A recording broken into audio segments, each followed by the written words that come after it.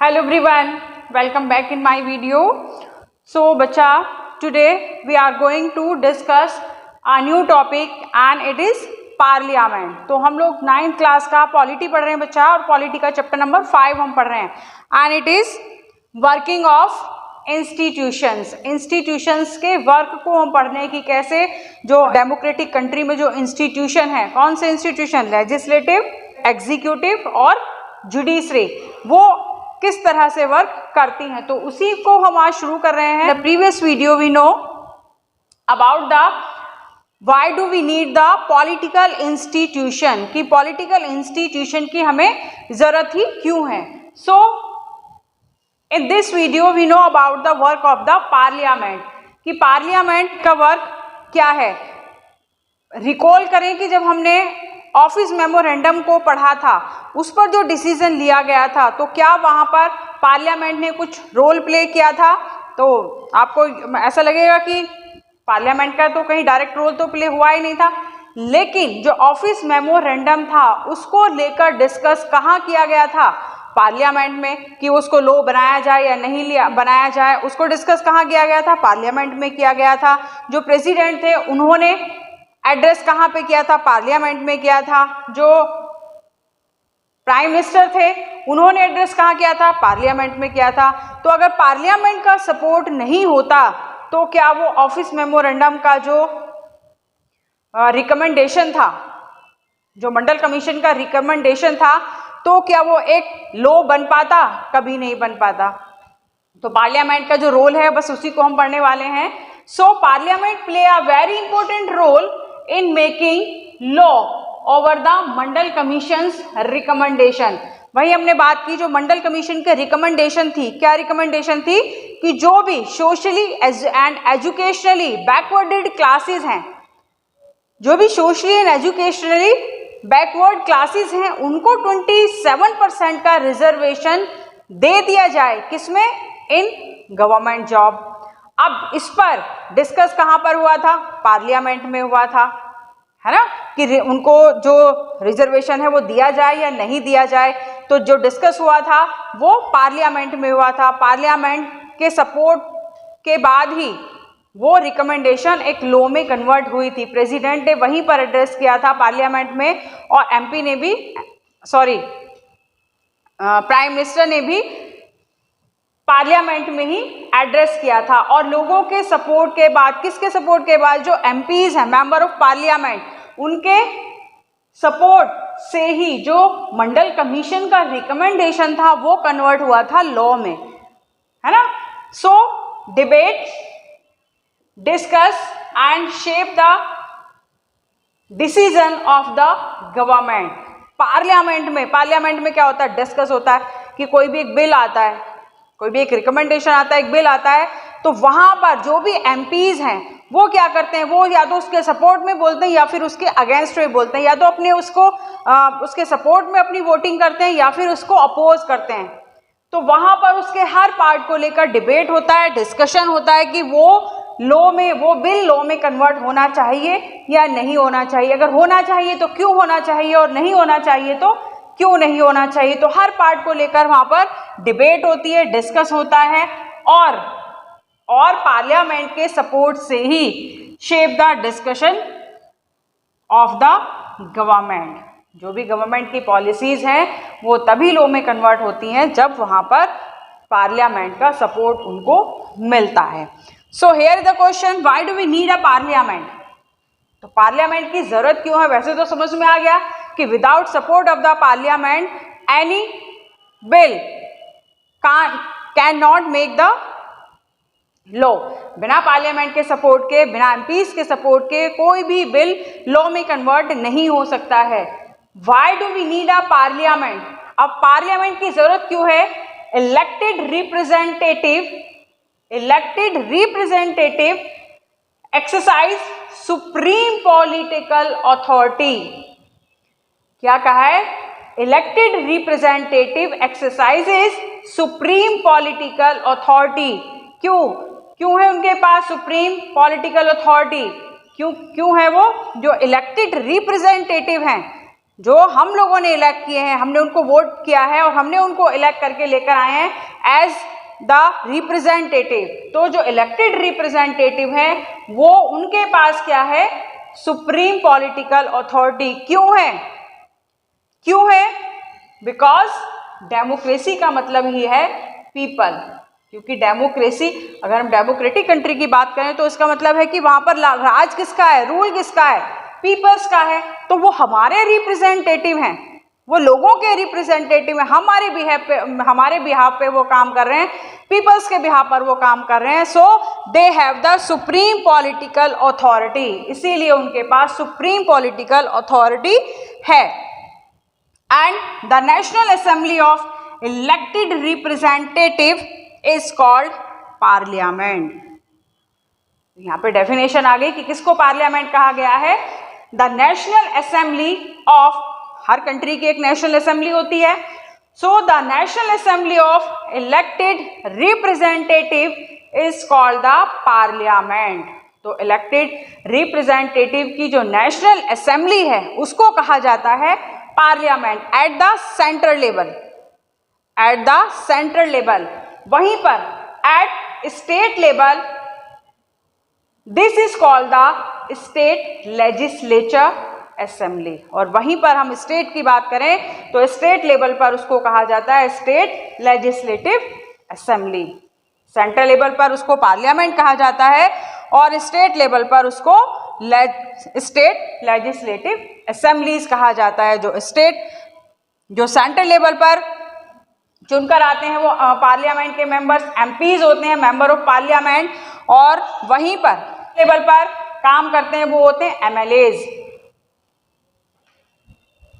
Member of legislative assembly. MLAs member of legislative assembly and MPs means member of parliament. तो I hope ये आप समझ में आ गया कि पार्लियामेंट क्या है, पार्लियामेंट की जरूरत क्या है।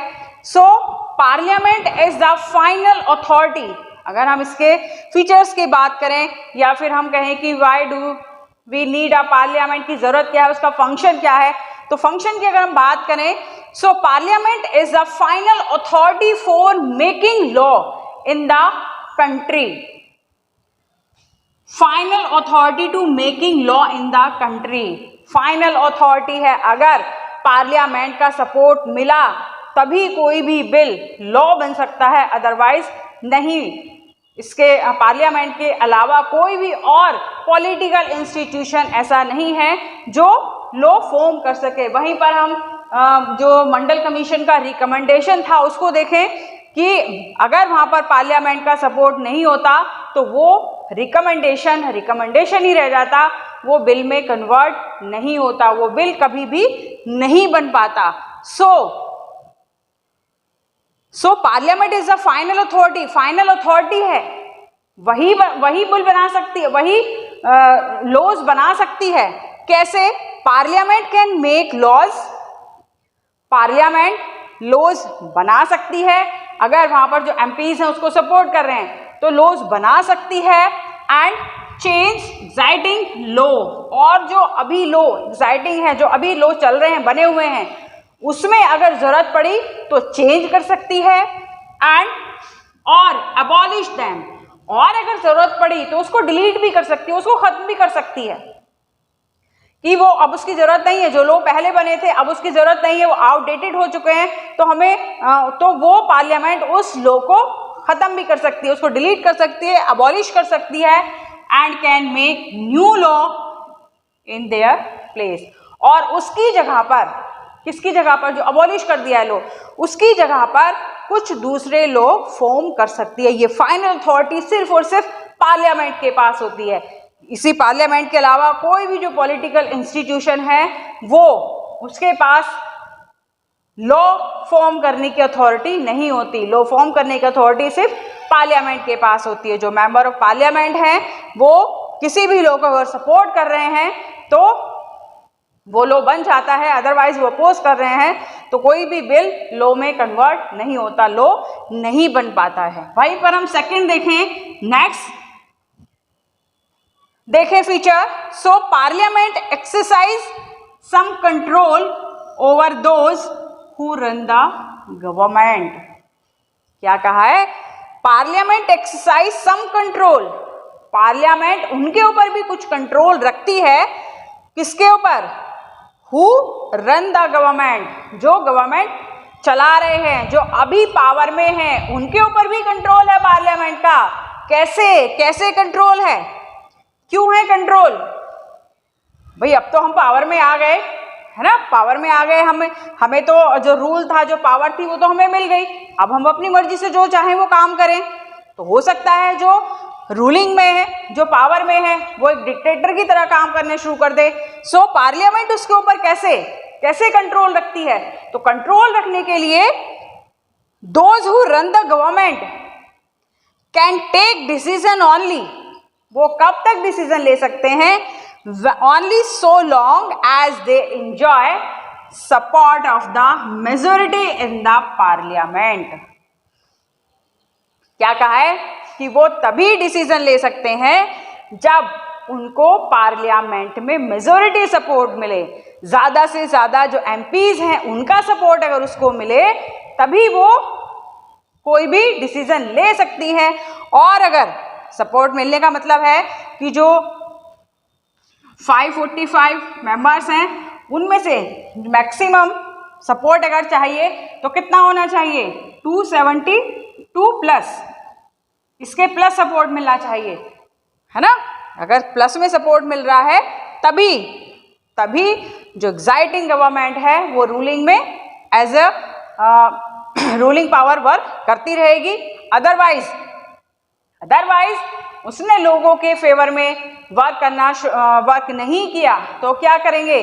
जो एमपीज हैं वो अपना सपोर्ट हटा लेंगे। अगर वो उनके फेवर में काम नहीं कर रही, लोगों के वेलफेयर में काम नहीं कर रही, देखा कि जो कंट्री की इकोनॉमी है वो डाउन जा रही है, बहुत सारी प्रॉब्लम्स हो रही हैं कंट्री में, बहुत सारी दिक्कतें, कॉन्फ्लिक्ट्स हो रहा है लोगों के बीच में, और जो गवर्नमेंट है वो क्या करें? वो कैपेबल नहीं है उन सबको सॉल्व करने के लिए। तो क्या करेंगे? जो एमपीज है वो अपने सपोर्ट वापस ले लेंगे कि इस तरह की गवर्नमेंट हमें नहीं चाहिए। जब सपोर्ट वापस ले लिया तो क्या होगा?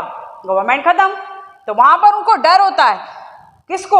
जो रूलिंग गवर्नमेंट है उसको डर है कि अगर वो लोगों के फेवर में काम नहीं करेगी, उनके एस्पिरेशन के अकॉर्डिंग वो काम नहीं करेगी, तो वहां से जो सपोर्ट उसको मिल रहा है वो सपोर्ट हटा लिया जाएगा। और सपोर्ट हटाने का मतलब है कि गवर्नमेंट खत्म हो जाएगी। नेक्स्ट देखें बच्चा, and parliament control all the money that government have. अब जो पार्लियामेंट है उसका कंट्रोल मनी पर भी है जो गवर्नमेंट के पास है। Parliament have the control over the money who have the government. क्यों भाई? क्यों? कैसे है? गवर्नमेंट के पास मनी कहाँ से आई? पैसे कहाँ से आई? जो हम लोगों ने टैक्सेस पे किया, हम लोगों ने जो टैक्स भरा, जो टैक्स पे किया, जो टैक्स ले रही है गवर्नमेंट, उसी से वो पैसे आ रहे हैं उसके पास। तो ऐसा नहीं कि उसके पास जो टैक्स का पैसा आ रहा है वो अपनी मर्जी से कहीं पर भी उसको खर्च कर ले, नहीं, उसके ऊपर भी कंट्रोल है। किसका? पार्लियामेंट का। कैसे? अब देखा ना कि जब वो बजट आता है तो कहाँ पार्लियामेंट में पेश किया जाता है ना। जब भी बजट आता है तो पार्लियामेंट में पेश किया जाता है, और किस इंस्टीट्यूशन को, कौन सी पॉलिसी को, कितना पैसा किस इंस्टीट्यूशन को दिया जाएगा, कितना पैसा कहां पर खर्च होगा, ये फाइनल डिसीजन किसका होता है? पार्लियामेंट का। So parliamentary sanction are required to spend the public money. Public money क्यों? क्योंकि हमने टैक्स दिया इसलिए तो गवर्नमेंट के पास पैसे आए हैं। तो ये जो पब्लिक मनी है उसको खर्च करने के लिए पार्लियामेंट का सैंक्शन जरूरी होता है, और इसीलिए जो बजट है, budget is needed to approve in parliament. की जो भी बजट पेश किया जा रहा है उसका अप्रूवमेंट, उसको अप्रूव होना चाहिए पार्लियामेंट में। अगर पार्लियामेंट उसको अप्रूव करती है तो मनी सैंक्शन हो जाती है कि इस इंस्टीट्यूशन को इस काम करने के लिए, ये काम करने के लिए इतना पैसा दे दिया जाए। तो लोग उसके फेवर में हैं, उसको वोट कर रहे हैं तो उसको पैसा दे दिया जाता है। अगर एमपीज उसको सपोर्ट नहीं कर रहे हैं तो वो रिजेक्ट कर दिया जाता है। तो ये हमने 3 फीचर्स देख लिए हैं पार्लियामेंट के कि पार्लियामेंट क्यों इंपॉर्टेंट है, क्या फंक्शन है पार्लियामेंट के। एक और फंक्शन है उसको भी देख लेते हैं। Parliament is the highest forum of discussion and debate. क्या कहा है कि पार्लियामेंट ही एक हाईएस्ट फोरम है जहां पर सारे जितनी भी प्रॉब्लम्स हैं, जितनी भी नेशनल पॉलिसीज हैं, इश्यूज हैं कंट्री में, उनके ऊपर डिस्कशन किया जाता है, डिबेट किया जाता है और वहां पर फिर डिसीजन लिए जाते हैं। And public issues and national policies की जो भी पब्लिक इश्यूज हैं, इकोनॉमी बहुत खराब जा रही है कंट्री की, या फिर लोगों के बीच में किसी चीज को लेकर डिस्प्यूट है, एनीथिंग, कोई भी किसी भी तरह के पब्लिक इश्यूज हैं कंट्री में, कोई भी नेशनल पॉलिसीज हैं वो लागू होनी चाहिए, नहीं होनी चाहिए, इन सबको लेकर डिबेट किया जाता है, डिस्कशन किया जाता है, मीटिंग्स की जाती हैं और फाइनल डिसीजन लिए जाते हैं। कहाँ पर?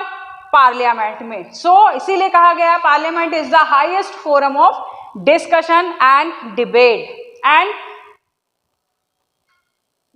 Parliament can seek information about any matter. क्या है?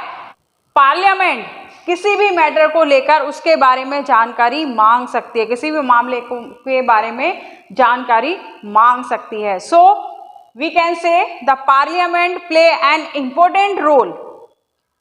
Parliament play an important role, कैसे कि जितने भी लॉज हैं, जितने भी कानून हैं, वो सब कहाँ बनते हैं? वो सब पार्लियामेंट में बनाए जाते हैं। It is a part of the legislative assembly और लेजिस्लेटिव इंस्टीट्यूशन। जो 3 इंस्टीट्यूशन थे, तो फर्स्ट इज द लेजिस्लेटिव की जहां पर लॉज मेक किए जाते हैं, लॉज बनाए जाते हैं, तो वहां पर पार्लियामेंट एक इम्पोर्टेंट रोल प्ले करता है कि वहीं पर जितने भी बिल हैं सब पार्लियामेंट में आते हैं, उसके ऊपर डिस्कशन होते हैं, डिबेट्स होती हैं और मीटिंग्स होती हैं कि उस बिल को लॉ बनाया जाए या नहीं बनाया जाए।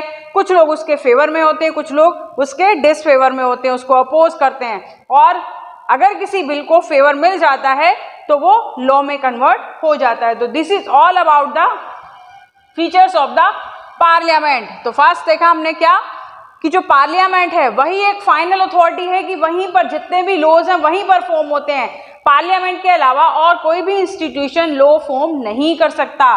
एंड सेकेंड, पार्लियामेंट जो एग्जाइटिंग गवर्नमेंट है उसके ऊपर भी कुछ कंट्रोल रखता है। कैसे? कि जो उसको मेजोरिटी चाहिए, पार्लियामेंट में मेजोरिटी चाहिए, एमपीज की मेजोरिटी चाहिए, अगर उनके फेवर में काम नहीं करेगी, according to the wish work नहीं करेगी, तो अपना फेवर हटा लेंगे MPs. And parliament control all the money that government have. जो गवर्नमेंट टैक्स लेती है लोगों से, उस मनी के ऊपर भी कंट्रोल है। वो पार्लियामेंट डिसाइड करेगी कि कितना मनी किस इंस्टीट्यूशन के ऊपर को दी जाए, कितनी मनी कहां पर खर्च की जाएगी। और last is the parliament is the highest forum for discuss and debate. Parliament ही एक सबसे हाईएस्ट फोरम है जहां पर सारी पॉलिसीज को लेकर, सारी प्रॉब्लम्स को लेकर डिस्कस किया जाता है, डिबेट्स किया जाता है और मीटिंग्स की जाती हैं। And parliament can seek information any matter, और पार्लियामेंट किसी भी मामले को लेकर जानकारी मांग सकती है। So this is all about the parliament. I hope parliament का फंक्शन, पार्लियामेंट की जरूरत क्यों है, ऑल आर क्लियर। तो मिलते हैं नेक्स्ट वीडियो में। And in the next video में भी हम पार्लियामेंट को ही आगे लेकर चलेंगे। पार्लियामेंट के जो 2 हाउसेज हैं, we know about the 2 houses of the parliament. कौन से हाउसेज हैं? Upper house and lower house. Rajya Sabha and Lok Sabha, वही पढ़ेंगे हम नेक्स्ट वीडियो में। तो मिलते हैं नेक्स्ट वीडियो में। Till then, good bye, thank you very much.